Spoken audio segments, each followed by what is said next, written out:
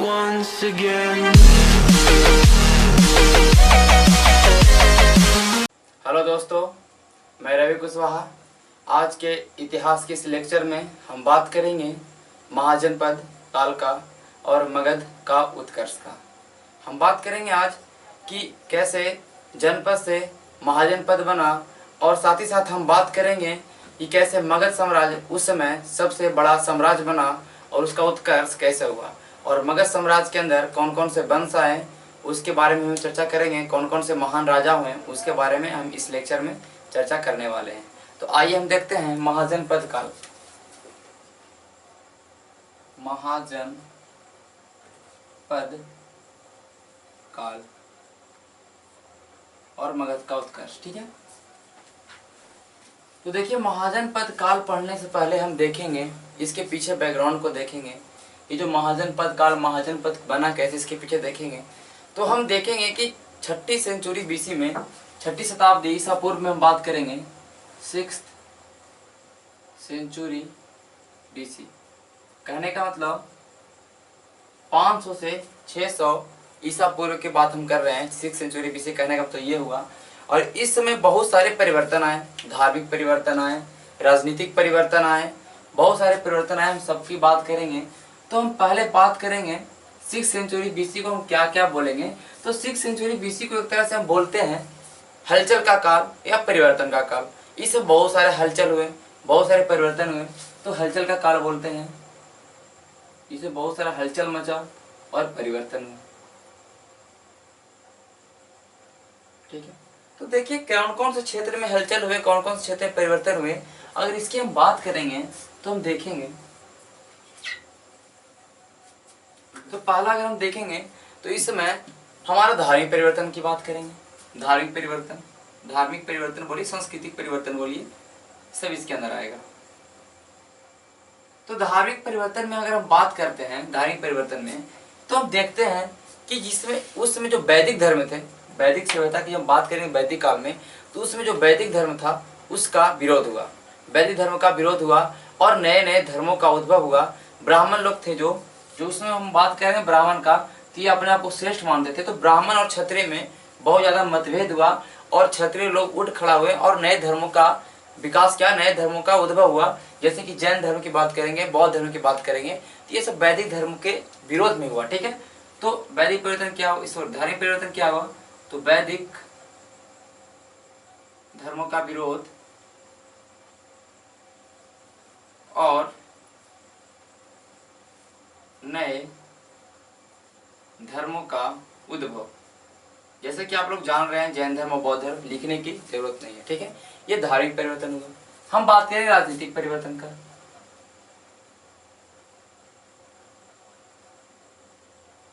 तो राजनीतिक परिवर्तन में हम देखेंगे, तो इसको देखने से पहले हम थोड़ा चलेंगे वैदिक काल में।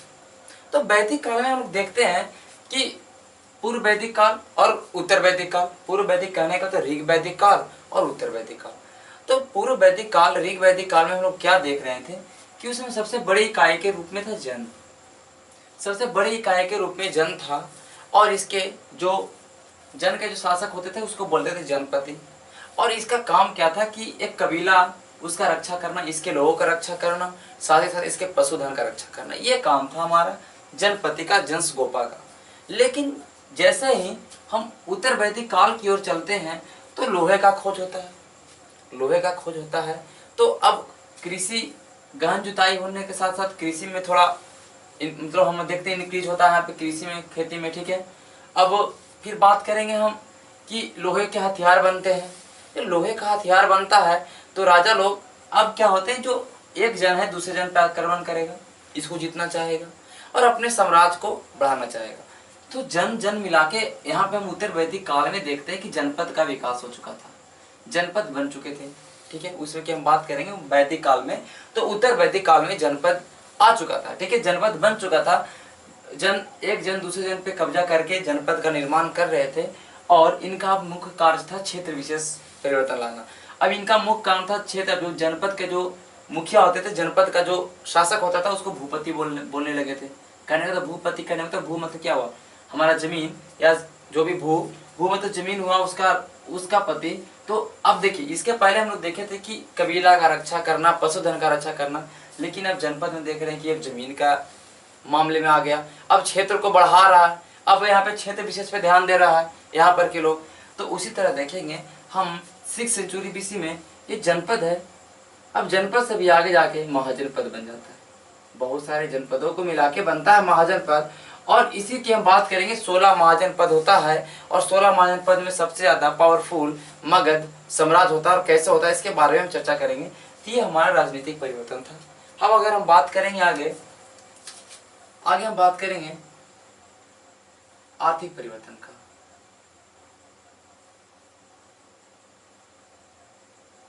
देखिए, आर्थिक परिवर्तन भी होता है। हमने आर्थिक परिवर्तन बताने से पहले हमने बताया कि इस समय लोहे का खोज हो चुका था, तो लोहे का हम लोग हल भी इस्तेमाल कर रहे थे, तो इसके साथ गहन जुताई हुआ। गहन जुताई होते के साथ क्या हुआ कि अब उपज बढ़ने लगा, तो लोगों के पास ज्यादा अन्न हो गया। तो अन्न का क्या कहने का मतलब कि सरप्लस हो गया। सरप्लस कहने का मतलब अधिशेष, जितना जरूरत है उससे ज्यादा हो गया। तब ये राजा टैक्स के रूप में लेने लगा, ये राजा को कर के रूप में लेने लगा। तो राजा के पास ज्यादा कर टैक्स आने लगा, तो अब राजा भी थोड़ा पावरफुल हुआ। अब राजा भी युद्ध में इस चीज को इस्तेमाल करने लगा, ठीक है। अब इसके पास जब कोई भी क्षेत्र के पास, कोई भी अगर हम बात करेंगे उसमें कोई भी जनपद के बात या महाजनपद के पास अगर ज्यादा सरप्लस होगा, ज्यादा अन्न होगा, तो उसको कोई चीज का प्रॉब्लम नहीं होना चाहिए, उसको कोई चीज का प्रॉब्लम नहीं चाहिए। वो आगे जाके युद्ध विशेष में इस चीज को इस्तेमाल करेगा। तो आर्थिक परिवर्तन में हमने देखा कि लोहे का खोज के साथ गहन जुताई हुआ, फिर हमारा ज्यादा उपज हुआ तो सरप्लस के रूप में राजा टैक्स लेने लगा, ठीक है। तो राजा को ज्यादा टैक्स आने लगा, तो थोड़ा पावरफुल होने लगा। ये भी कहीं ना कहीं हम देखते हैं आगे जाके मगध, जब मगध की बात करेंगे तो मगध महाजनपद को भी ये हेल्प करेगा, ये सरप्लस, ठीक है। हम देखते हैं कि आहत सिक्के, मुद्रा का प्रचलन होता है। आहत सिक्के हमने देखा था वैदिक सभ्यता में, हमने देखा था कि वैदिक सभ्यता में हमारा क्या था, तो वाटर सिस्टम था। वाटर सिस्टम कहने का मतलब क्या था, वाटर सिस्टम कहने का मतलब अगर आप एक वस्तु देते हैं, आदान प्रदान या विनिमय, वस्तु विनिमय प्रणाली था। अगर एक वस्तु देते हैं दूसरा वस्तु आपको मिलता है, ये था। लेकिन आहत सिक्के मुद्रा का प्रचलन होने से थोड़ा कहीं ना कहीं आर्थिक परिवर्तन में आहत सिक्के चलने से कहीं ना कहीं यहाँ पे हम देखेंगे कि महाजनपद को बहुत ज्यादा हेल्प मिलेगा, तो महाजनपद बहुत ही ऊपर लेवल तक जाएगा। तो ये हमारा आर्थिक परिवर्तन, राजनीतिक परिवर्तन और धार्मिक परिवर्तन की हमने बात किया, हमने 6th सेंचुरी BC में, ठीक है। अब हम देखेंगे महाजनपद के बारे में पढ़ेंगे। हमने ये देखा थोड़ा सा इसके बैकग्राउंड के बारे में। अब हम देखते हैं महाजनपद के बारे में। महाजनपद काल,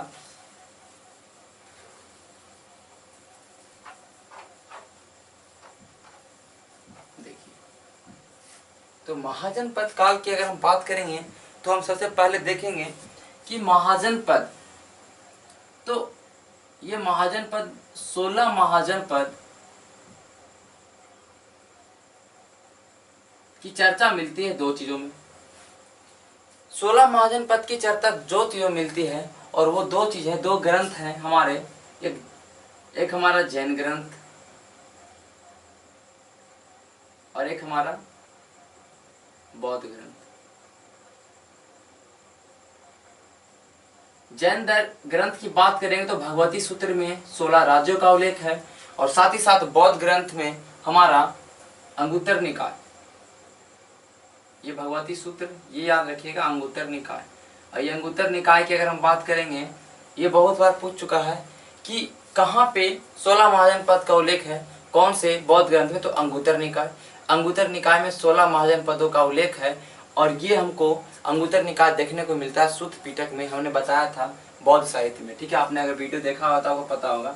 तो अंगुत्तर निकाय में 16 महाजनपद का उल्लेख है, और 16 महाजनपद में दो तरह के महाजनपद का उल्लेख है। एक तो राजतंत्र, एक जहाँ राजा शासन कर रहा है, गणतंत्र, जहाँ अनेक राजा मिलकर गण बना के शासन कर रहे हैं, गणतंत्र। तो गणतंत्र में दो थे, वज्जी और मल। हम आगे सबकी चर्चा करेंगे, वज्जी और मल, ये दो गणतंत्र के रूप में थे। और राजतंत्र बाकी के हम 14 देखेंगे, तो राजतंत्र के रूप में हमारा महाजनपद होता है, ठीक है। तो हमने देखा कि महाजनपद का उल्लेख कहाँ है, ये चीज देखा। जो यहाँ पे दो फैक्ट आपका बनता है, जो आपके एग्जाम में बहुत बार पूछता है, ये ध्यान रखें। और ये गणतंत्र, ये भी आपका एग्जाम में बहुत बार पूछता है। तो ये हमने 16 महाजन पद की बात किया। अब हम आगे देखेंगे, अब देखेंगे जैसे कि यही 16 महाजन पद में हमारा आगे जाके मगध महाजन पद सबसे ज्यादा पावरफुल होता है। ठीक है, ये हमारा हुआ महाजन पद। अब हम देखेंगे इसको मैप के अकॉर्डिंग कहाँ कहाँ पे कौन कौन से 16 महाजन पद थे, इसको हम देखेंगे एक मैप पे। ठीक है, तो आइए हम मैप बना के देखते हैं।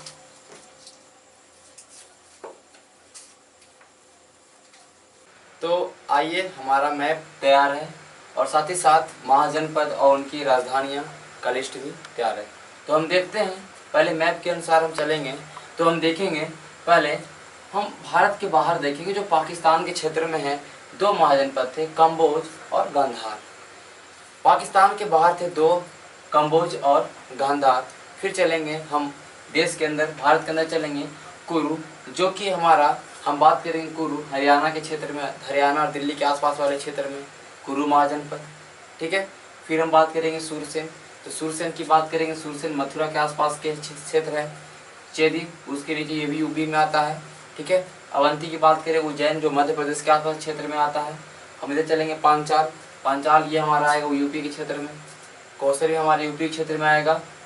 मल भी हमारा आएगा यूपी के क्षेत्र में, और थोड़ा थोड़ा बिहार का क्षेत्र आएगा। और बज्जी हमारा दरभंगा हो गया उस समय, उसके क्षेत्र में आता है। और नीचे से अगर सबसे पूर्वी की बात करेंगे तो अंग आएगा, जो कि आज के आधुनिक भागलपुर हो गया। अंग की राजधानी चंपा थी, ये भागलपुर वाले क्षेत्र में आ गया। मगध इसमें हमारा बिहार में आ जाएगा, हमारा पटना वाला क्षेत्र आ जाएगा, पटना गया का क्षेत्र आ जाएगा मगध के अंदर। ठीक है, फिर हम बात करेंगे काशी, वाराणसी वाला क्षेत्र आ गया। और हम वत्स की बात करेंगे, काशी के जो बगल में वत्स है, इसकी अगर हम बात करेंगे, ये हमारा आएगा इलाहाबाद के क्षेत्र में। ठीक है, इलाहाबाद पैरा क्षेत्र में। मत्स्य हमारा जयपुर के आसपास मत्स्य होगा, जो कि हमारा मरुस्थल में था और हमारा राजस्थान में था मत्स्य। ठीक है, और दक्षिण भारत का एकमात्र हमारा महाजनपद था अस्मक। दक्षिण भारत का एकमात्र महाजनपद पूछता है बहुत बार एग्जाम में कि बताइए ऐसा कौन सा महाजनपद था जो कि दक्षिण भारत में ओनली 1 था, तो कौन था हमारा अस्मक, जिसकी राजधानी पोर्टल या पोटली थी। ठीक है, तो ये हमारा 16 महाजनपद हमने देखा, कंबोज, गांधार, कुरु, सुरसेन, चेदी, अवंती। कुरु, सुरसेन, चेदी, अवंती। फिर ऊपर हम चलेंगे इधर पांचाल, कौशल, मल, वज्जी। पांचाल, कौशल, मल, वज्जी। फिर हम इसके नीचे चलेंगे अंग, मगध, काशी, वत्स। ठीक है, फिर इधर हमारा मत्स्य और इधर अस्मक। ठीक है, अब हम बात करेंगे महाजनपद की राजधानियों की, जो कि आपके एग्जाम में अक्सर पूछा जाता है।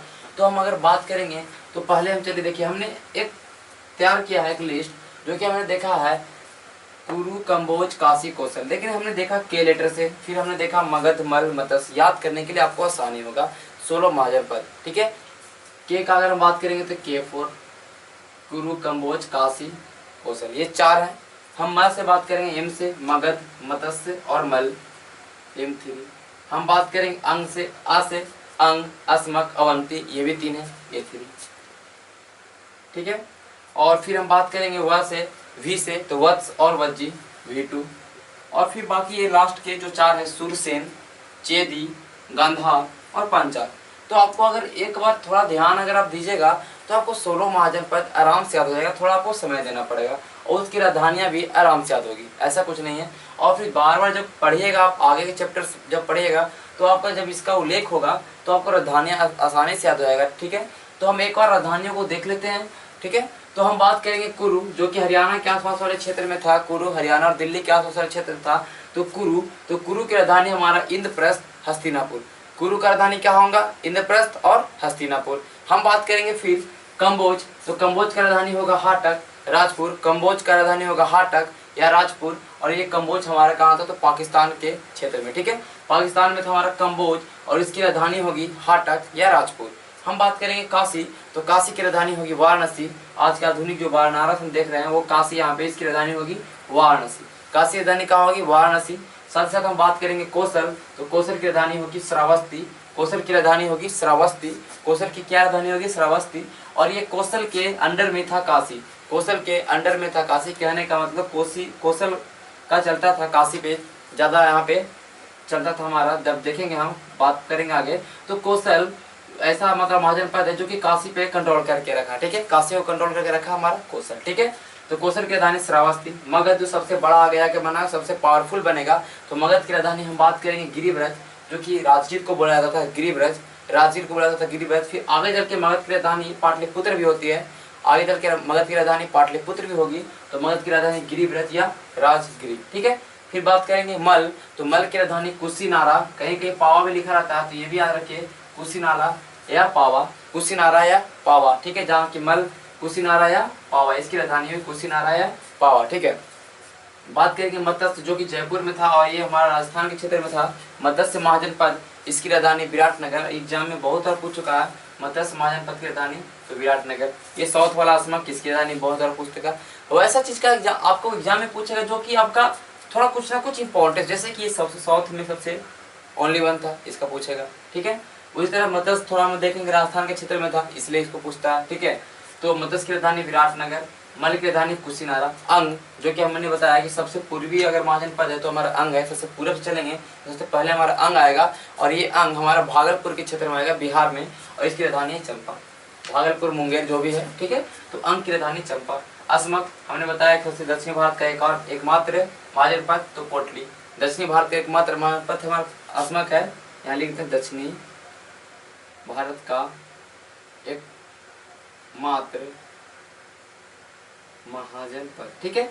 असम की राजधानी पोटली या पोटल भी कहीं कहीं देता है, तो कोई दिक्कत नहीं है। अवंती, अवंती का राजधानी होगा उज्जैन, जो कि हमारा एमपी के क्षेत्र में आता है। तो अवंती दो तरह से बटा हुआ था, उत्तरी अवंती का राजधानी उज्जैन, और हम बात करें दक्षिणी अवंती की राजधानी तो महेशमती। दक्षिणी अवंती का राजधानी महेशमती और उत्तरी अवंती का राजधानी हमारा होगा उज्जैन, ठीक है। हम बात करेंगे वत्स, वत्स से बात करेंगे, वत्स का इसका राजधानी कौशाम्बी, वत्स की राजधानी होगा कौशाम्बी, और ये वत्स इलाहाबाद के आसपास वाले क्षेत्र में था। वत्स, इसकी राजधानी कौशाम्बी, और ये वज्जी, ये वज्जी था जो 8 गण से मिलकर बना था, 8 संघों से मिलकर बना था। गज्जी के बारे में, वज्जी को मैंने पहले बताया कि जो वज्जी था एक गणतंत्र था, वज्जी और मल ये 2 गणतंत्र थे। तो हम अगर बात करेंगे वज्जी, वज्जी बहुत ही बड़ा था, ये 8 गणों से मिलकर बना था, 8 संघों से मिलकर बना था। यहाँ पे हम बात करें वज्जी, ये 8 गणों से मिलकर बना था वज्जी। इसकी राजधानी है विदेह, मिथिला, और वज्जी के अंदर ही हम बात करेंगे तो वज्जी के अंदर ही वैशाली लिच्छवी सब आता था, ठीक है। तो मिथिला विदेह इसकी राजधानी है वज्जी का। अब थोड़ा इधर हम देखते हैं चारों का। सूरसेन, इसकी राजधानी मथुरा, सूरसेन इसकी राजधानी मथुरा यूपी में पड़ता है। चेदी इसकी राजधानी सोती थवती, सोती थवती, चेदी का राजधानी सोती थवती, चेदी का राजधानी सोती थवती। गंधार का राजधानी तक्षशिला, ये गंधार पाकिस्तान और क्षेत्र में तक्षशिला, यही रहते थे चाणक्य, यही पढ़ाते थे चाणक्य, विष्णुगुप्त, कौटिल्य। तो गंधार की राजधानी हमारा तक्षशिला, और ये हमारा लास्ट में हमारा पंचाल हो गया। पंचाल को 2 भाग में बांटे थे, उत्तरी पंचाल और दक्षिणी पंचाल। तो उत्तरी पंचाल का राजधानी था अहिछत्र, उत्तरी पंचाल का राजधानी अहिछत्र, और दक्षिणी पंचाल का राजधानी कामीपल्ली, कामीपल्ली।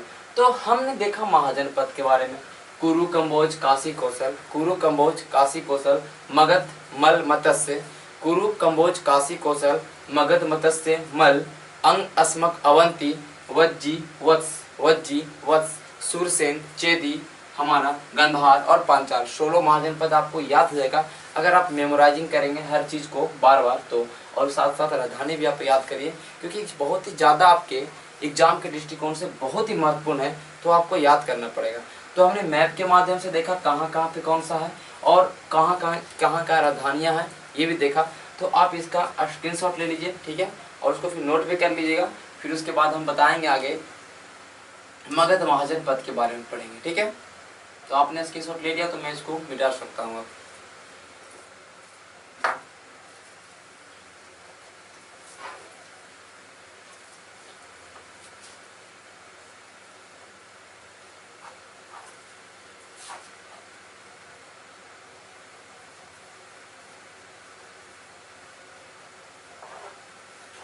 देखिए हम पढ़ेंगे मगध के बारे में, ठीक है। मगध महाजनपद के बारे में पढ़ेंगे।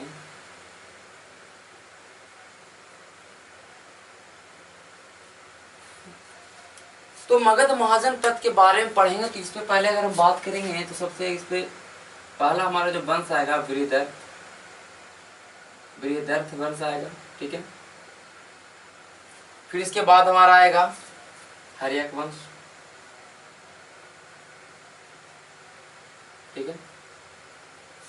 हर एक में हमारे आएंगे बिंबिसार, अजातशत्रु, उदयन, ठीक है। तो इसके बाद हमारा आएगा शिशुनाग वंश,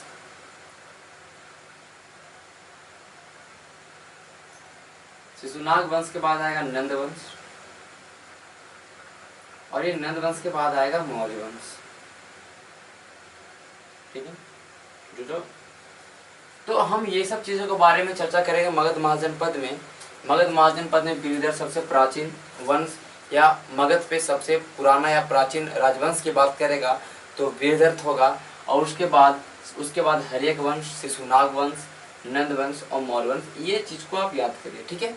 हम बताएंगे कि मगध महाजनपद का उत्कर्ष क्यों हुआ, मगध महाजनपद इतना पावरफुल क्यों हुआ, और सारे 16 महाजनपद थे, 16 महाजनपद में मगध महाजनपद के पीछे कुछ ना कुछ कारण होगा, तभी तो ये आगे इतना बढ़ा। तो हम मगध महाजनपद के बारे में पढ़ेंगे, इसका उत्कर्ष क्यों हुआ, ठीक है। इसको हम मिटाते हैं तब तक। हम मगध महाजनपद के उत्कर्ष की बात करेंगे तो बहुत सारे कारण हैं। पहले हम बात करेंगे भौगोलिक कारण।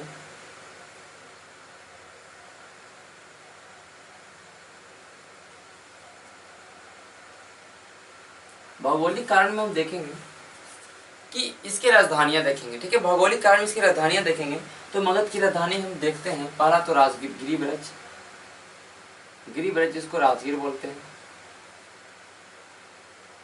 ये 5 पहाड़ियों से घिरा हुआ था। कितना पहाड़ी थे तो 5 पहाड़ियों से, ये अवैध था, ठीक है। 5 पहाड़ियों से कोई घिरा हुआ रहेगा राजधानी तो अभेद है, उसको कोई भेद नहीं सकता, वहां पे अटैक करना बहुत मुश्किल है, इससे बचा रहेगा। ये भी कारण हुआ कि मगध उत्कर्ष हुआ, मगध महाजनपद पे आक्रमण ज्यादा नहीं हुआ, ठीक है। फिर बात करेंगे राजधानी बनाया पटना को, पाटलिपुत्र को, जो उदयन आएगा। अब पाटलिपुत्र को राजधानी बनाएगा तो ये तो पहले बात की गंगा नदी पे है, ये नदी से अवैध हुआ। ये गंगा नदी पे पाटलिपुत्र जो गंगा नदी किनारे था तो जल मार्ग से भी अवैध हुआ, जल मार्ग से भी कोई इसको अटैक नहीं कर सकता है, ठीक है। अगर टेक्निक होगा तभी तो अटैक कर सकता है। तो ये भी हमारा कारण न कहीं कारण भौगोलिक कारण में देखते हैं कि इनकी राजधानियां गिरिब्रज बनाई, पाटलिपुत्र बनाया, इस पर काफी कम आक्रमण हुए, तो इससे कहीं ना कहीं मगध महाजनपद बहुत दिन तक हमारा रहा, ठीक है। ये हमारा भौगोलिक कारण हुआ। अब अगर हम आगे देखेंगे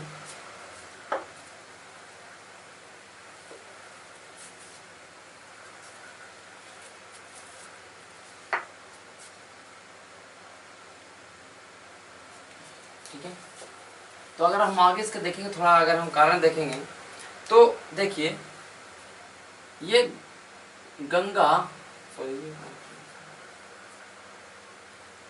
नदी के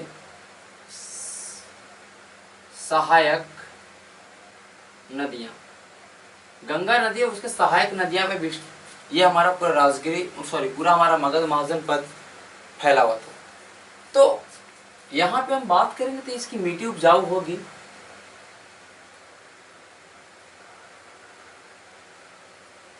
ठीक है। मिट्टी उपजाऊ होगी तो इसमें ज्यादा हमारा अन्न उत्पादन होगा।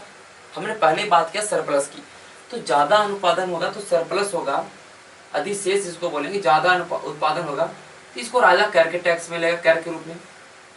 तो राजा के पास ज्यादा पैसा आएगा तो युद्ध में लगा सकता है, ठीक है।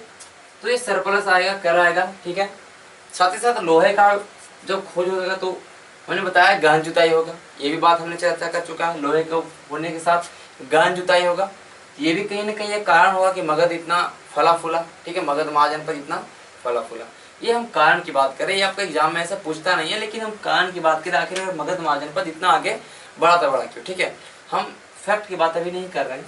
अब आगे हम चलेंगे थोड़ा, अगर आर्थिक अगर हम बात कर लेंगे, थोड़ा अगर आर्थिक इसी में अगर हम बात कर लेंगे तो एक आहत सिक्के हमने पहले बता चुका, आहत सिक्के इसको आर्थिक में ले सकते हैं, कोई दिक्कत नहीं है। तो आहत सिक्के, मुद्रा का प्रचलन हुआ, तो मुद्रा का प्रचलन हुआ कहने का तो जो वाटर सिस्टम चल रहा था, वाटर सिस्टम, वस्तु विनिमय प्रणाली, वस्तु दीजिए वस्तु लीजिए, ये खत्म होता है। आहत सिक्के मतलब मुद्रा का प्रचलन होता है तो कहीं ना कहीं व्यापार ज्यादा तेजी से होगा, व्यापार ज्यादा तेजी से, क्योंकि यहाँ पे मुद्रा का प्रचलन हो चुका, आहत सिक्के का प्रचलन हो चुका है, ठीक है। ये सब कारण हुआ। अब आगे हम और कारण देखेंगे थोड़ा, और अगर हम कारण देखेंगे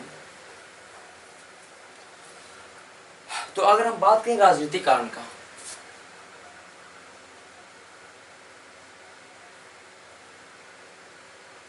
तो राजनीतिक कारण की बात करेंगे तो बहुत सारे राजनीतिक कारण होंगे। जैसे कि हम बात करेंगे कि महत्वाकांक्षी शासक, मगध पे बहुत सारे शासक ऐसे हुए, मतलब अधिकतर शासक जो महत्वाकांक्षी थे और ज्यादा पावरफुल थे, इनके पास ज्यादा नॉलेज था।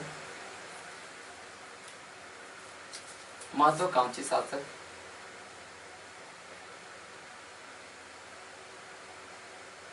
तो महत्वाकांक्षी शासकों का, जब महत्वाकांक्षी शासकों का उपस्थिति देखेंगे तो ये मगध को बहुत ऊपर लेवल तक ले आते हैं, मगध साम्राज्य का विस्तार करते हैं, साथ साथ कूटनीति का उपयोग करते हैं। बहुत सारे राजा हम देखेंगे तो कूटनीति का उपयोग करते हैं। और कौन कौन से कूटनीति का उपयोग करते हैं, तो मित्र कूटनीति का उपयोग करते हैं कि अपने शत्रुओं से मित्रता कर लेते हैं, ठीक है, कि कोई आक्रमण ना करे। विवाह कर लेते हैं, एक राजा बहुत सारे विवाह करते हैं, अलग अलग मतलब हम बात करेंगे अलग अलग महाजन पदों के राजाओं के बेटी या उनके जो भी हो उसे विवाह करते हैं। तो इससे क्या होता है कि कहीं ना कहीं दुश्मनी यहाँ पे रुकता है, दुश्मनी का जो भी होता है वो रुकता है और उससे विस्तार भी होता है। दहेज में ले लिया कोई क्षेत्र तो इससे विस्तार हो रहा है, तो कूटनीतिक के उपयोग कर रहा है, मित्र का विवाह कूटनीतिक का उपयोग कर रहा है, ठीक है। तो बहुत सारे कूटनीतिक का उपयोग करते हैं राजा, महत्वाकांक्षी शासक होते हैं। तो ऐसे देखते हैं कि मगध महाजन पर ज्यादा लेवल तक जाता है, ऊपर लेवल तक जाता है। मगध महाजन पर इसलिए उत्कर्ष हुआ। हमने बहुत सारे चीज के बारे में बात किया, राजनीतिक कारण की बात कर लिया, भौगोलिक कारण की बात कर लिया, ये गंगा नदी किनारे बसा हुआ था उनके, तो इसमें ज़्यादा हमारा कृषि में बहुत ज़्यादा फायदा हुआ, सरप्लस हुआ, ये सब हम बात कर लिए। तो हमने बात किया मगध का उत्कर्ष हुआ। अब हम बात करेंगे मगध पे जो शासन चलाए, मगध पे शासन किए उसकी चर्चा हम करने वाले हैं, ठीक है। तो हम पहले बात करेंगे मगध महाजन पद में सबसे प्राचीन वंश की अगर बात करेगा तो बृहदत्त। कौन होगा? बृहदत्त। सबसे अगर पूछे आपको कि मगध पे सबसे प्राचीन राजवंश कौन था, तो बृहदत्त राजवंश था। सबसे प्राचीन राजवंश कौन था? बृहदत्त राजवंश था। इसके बारे में ज्यादा नहीं है और इसकी हम बात करेंगे तो इसकी चर्चा पुराणों में है, ठीक है, महाभारत में है, ठीक है। पुराणों में और महाभारत में हमारा बृहदत्त का चर्चा है और सबसे प्राचीन राजवंश के रूप में इसको बोला जाता है। इसके बारे में ज्यादा नहीं पढ़ना। सबसे प्राचीन कौन हुआ? बृहदत्त, ठीक है। बृहदत्त के बाद आता है हमारा हर्यक राजवंश। बृहदत्त के बाद आता है हमारा हर्यक राजवंश, और हर्यक राजवंश में सबसे पहले अगर राजा की बात करेंगे तो आते हैं बिंबिसार, बिंबिसार,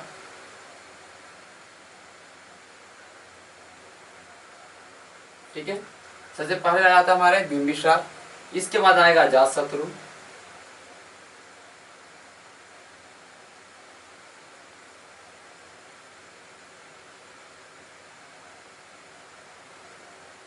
फिर आएगा उदयन, उदयन के बाद आएगा हमारा अनिरुद्ध,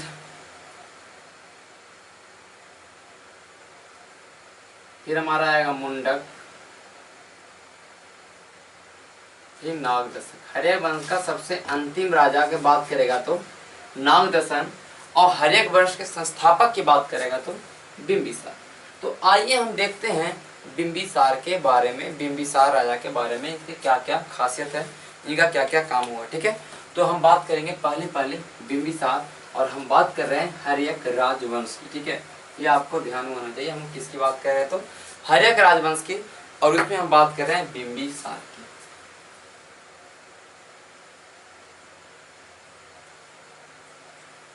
बिंबिसार,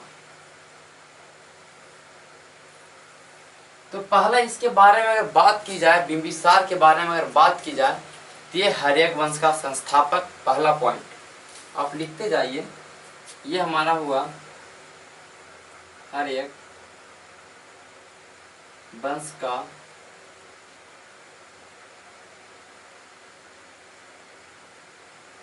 संस्थापक बिंबिसार, पहला पॉइंट। इसका हम बात करेंगे, इसका नाम अलग नाम हम बात करेंगे। इसका एक नाम होता है श्रोणिक। क्या नाम बोलता है? श्रोणिक, उपनाम है इसका, श्रोणिक बोला गया। ठीक है, कहाँ? तो जैन ग्रंथों में।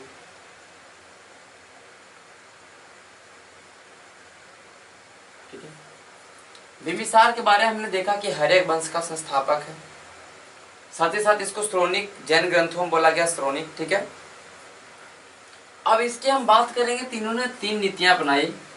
हमने पहले बताया कूटनीतिक थे सब सारे भी, मगध के ज्यादातर राजाएं कूटनीतिक का उपयोग किए। तीनों ने 3 नीतियां अपनाई। 3 नीतियां क्या क्या अपनाया भाई? तो 3 नीतियां अपने, पहला नीति अपनाया कि मित्र नीति।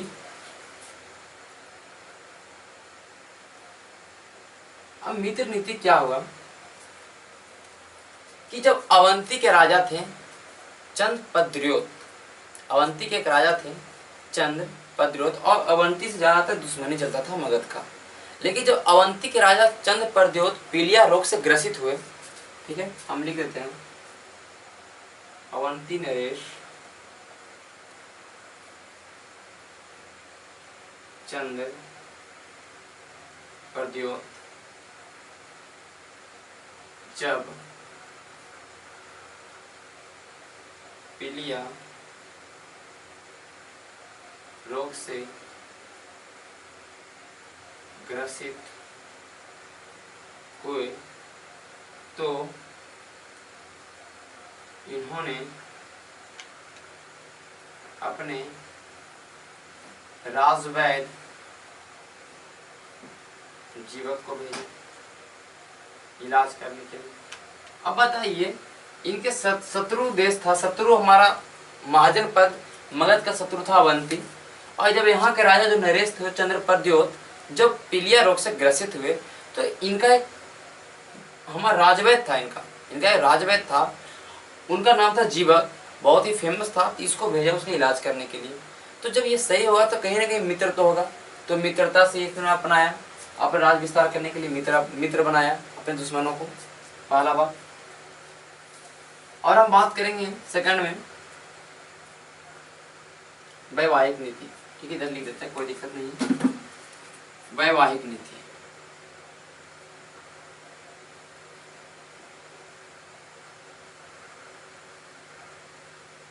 तो इन्होंने वैवाहिक नीति अपनाई।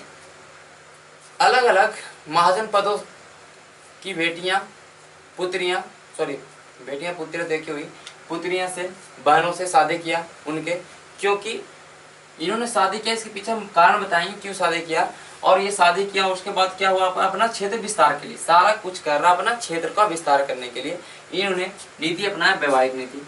तो पहला शादी किया महाकोशला से,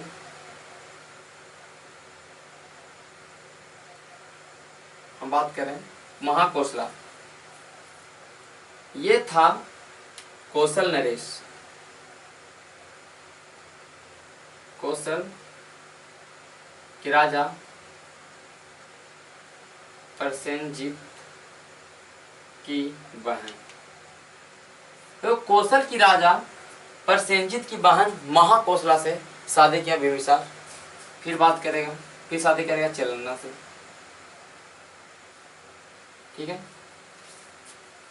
ये बात शादी करेंगे चेलन्ना से, जो कि कहाँ के थे? तो वज्जी के,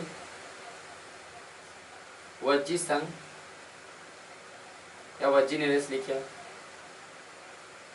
चेटक की पुत्री। ये वज्जी था। हमने जब मैप में देखा था, यहाँ पे कौशल था, इधर वज्जी था, इधर मगध था। तो वज्जी नरेश चेटक की पुत्री चेलन्ना से। ठीक है, फिर शादी किया क्षेमा से, जो मध्य प्रदेश की राजकुमारी थी। मध्य प्रदेश आधुनिक नाम पंजाब, ये ध्यान रखिएगा।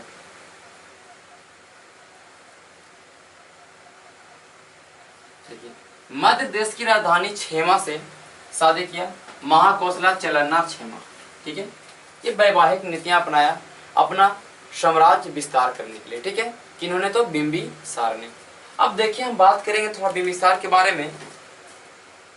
तो थोड़ा इधर हम बनाते हैं एक फिगर, उससे समझाते हैं हम आपको।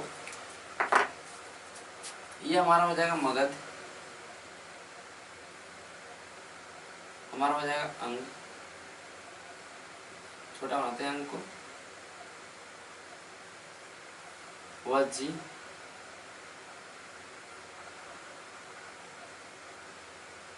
कौशल,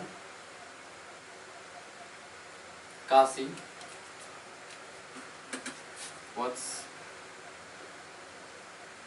ठीक है, देखिए पहला बात, इन्होंने मगध जो हमारा था, इन्होंने अंग को जीत के मगध में मिलाया।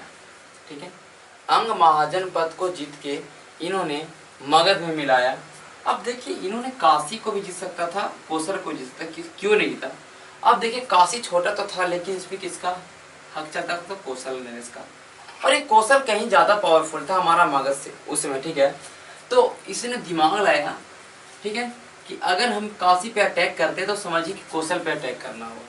अगर काशी पे अगर हम अटैक कर रहे हैं तो समझ लीजिए कि साक्षात हम कौशल पे अटैक कर रहे हैं, तो इसे प्रॉब्लम था। तो इसने काशी पे अटैक ना करके, ये छोटा था मगध, अंग को अटैक किया।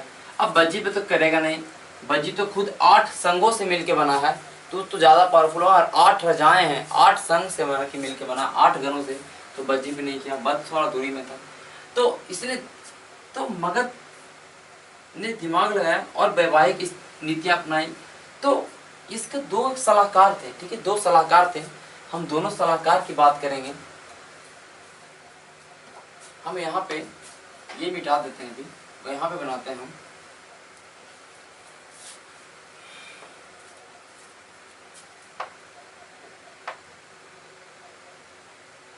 सलाहकार थे सुनिधि और दीर्घ पारण। देखो सुनिधि और दीर्घ पारण ये 2 सलाहकार थे। इन्होंने बिंबिसार को सलाह दिया कि आप बिंबिसार रह के आप अपने क्षेत्र का विस्तार नहीं कर सकते, आप कुछ और बनिए तब क्षेत्र का विस्तार होगा। अब देखिए बिंबिसार है तो बिंबिसार और क्या बनेगा? तो देखिए यहाँ पे दिमाग आया कि बोला कि आप शादी कर लीजिए, तब शादी करिए तो आप उसके दामाद हुए, कहीं ना कहीं आपका आक्रमण नहीं करेगा, आप किसी का दामाद होइएगा, ठीक है, किसी का बहनोई होइएगा। तो दिमाग लगा कि आप जैसे कि अगर इसने कौशल नरेश महाकौशला से कौशल नरेश प्रसेनजीत की बहन महाकौशल शादी किया, तो कौशल नरेश तो कहीं ना कहीं अटैक ना करेगा। ठीक है, कहीं ना कहीं अटैक नहीं करेगा, और हो सकता है तो दहेज में कुछ ना कुछ देगा क्षेत्र को। फिर उसी तरह चलन्ना बज्जी संघ ने कुछ ना कुछ तो दिया होगा। तो ये बताया कि आप बिंबिसार रह के आप अपने क्षेत्र का विस्तार नहीं कर सकते, इन्होंने दिमाग दिया। तो ही तरह से वैवाहिक नीति अपनाया, मित्र नीतियां भी बताया कि मित्र नीति भी अपना अपनाइए, आप दोस्त बनाइए, आप दोस्त बनाइए, बिंबिसार नहीं, आप दोस्त हैं उसके, आप क्या है तो दोस्त है। उधर अवंती नरेश चंद्र प्रद्योत का वध करता है। फिर आओ आगे हम जाकर देखेंगे तो गंधार नरेश को भी ये अपना दूत बना के भेजता है। जो गंधार नरेश होता है पुष्कर सारी, उसको अपना एक दूत भेजता है कि हम दोस्ती करेंगे आपसे। ठीक है, गंधार नरेश, थोड़ा इधर गंधार मायापद की बात करेंगे। तो अब युद्ध नीतियां अपनाने के लिए बोला, देखा कि अंग उस समय छोटा था, अंग उस समय उतना पावरफुल नहीं था, अंग पे किसी का कंट्रोल नहीं था, तो अंग को जीत के क्या किया, अंग को मिला लिया। तो ये हमने देखा बिंबिसार के बारे में, हमने बिंबिसार के बारे में सारे चीज का वर्णन, और ये लगभग 52 साल शासन किया। बिंबिसार ने लगभग 52 साल शासन किया। ठीक है, 52 साल शासन किया बिंबिसार ने। ठीक है, तो इस वीडियो में इतना ही। हम आगे बात करेंगे, अजातशत्रु की बात करेंगे, उदयन की बात करेंगे। तो अगले वीडियो में हम मगध को पूरा खत्म कर देंगे। आज तक के लिए इतना ही, तब तक के लिए धन्यवाद। चैनल को सब्सक्राइब करिए और शेयर करिए।